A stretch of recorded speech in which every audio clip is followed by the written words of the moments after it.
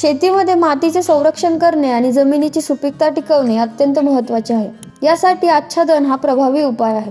पिकांचे अवशेष, पालापाचोळा, गवत, ऊसाचे पाचड, गव्हाचे काड, तण तसेच नैसर्गिक बायोमास शेतातच वापरणे फायदेशीर ठरते। आच्छादनामुळे जमिनीचे आरोग्य सुधारते, पाण्याचे संवर्धन होते आणि हवामानातील प्रतिकूल परिणाम कमी करता येतात। आच्छादन म्हणजे काय? शेतीतील पिकांच्या 2 ओळीतील किंवा झाडांच्या खोडाजवळील मोकळ्या जमिनीवर नैसर्गिक किंवा कृत्रिम पदार्थांचा थर देऊन ती झाकली जाते। यालाच आच्छादन म्हणतात। आच्छादनासाठी वेगवेगळ्या प्रकारचे साहित्य वापरले जाते। सेंद्रिय आच्छादनामध्ये काडी कचरा, पालापाचोळा, दसकटे, ऊसाचे पाचड, गव्हाचे काड, तण, वाळलेली पाने, शेणखत यांचा वापर होतो। असेंद्रिय आच्छादनामध्ये मातीचा थर, पॉलिथिन पेपर, भूशेती कव्हर यांचा समावेश होतो। सेंद्रिय आच्छादनाचा वापर विशेषतः सेंद्रिय शेतीत केला जातो, कारण तो जमिनीसाठी सर्वात पोषक आणि पर्यावरणपूरक पर्याय आहे। हवामानानुसार आच्छादनाचा उपयोग: पावसाळ्यात पाण्यामुळे माती वाहून जाण्याचा धोका असतो। आच्छादन मातीचे संरक्षण करते। उन्हाळ्यात सूर्यप्रकाशामुळे मातीतील सेंद्रिय घटकांचे ज्वलन होते, तसेच पाणी लवकर आटते। आच्छादनाने पाण्याचे बाष्पीभवन कमी होते।